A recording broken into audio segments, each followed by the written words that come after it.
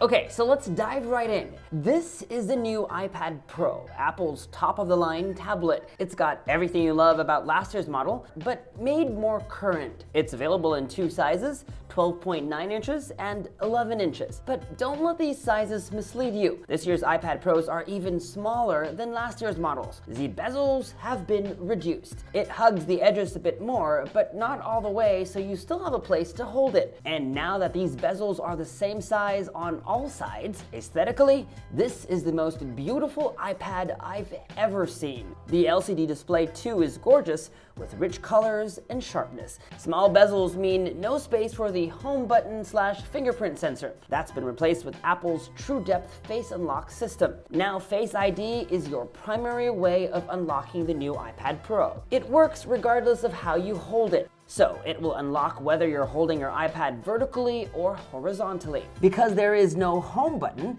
the new iPads, like the new iPhones, rely on gestures. Swipe up and hold for multitasking, swipe down from the right to bring up the control center, and swipe down from the left for notifications. The change I'm happiest to see, however, has to be this. Yep, that's a USB-C port. So now you can easily connect it to even more devices, like a DSLR. Just plug it in and you can quickly import your photos.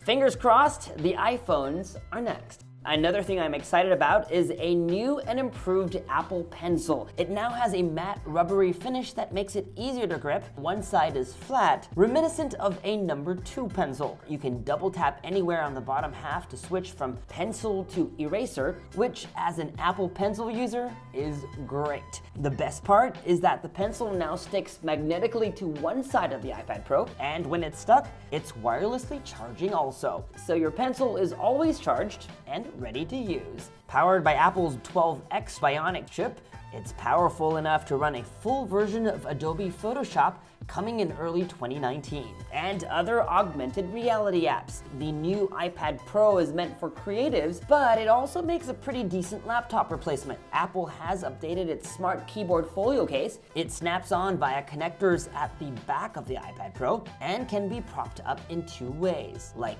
this when typing on your lap, and like this when on a table.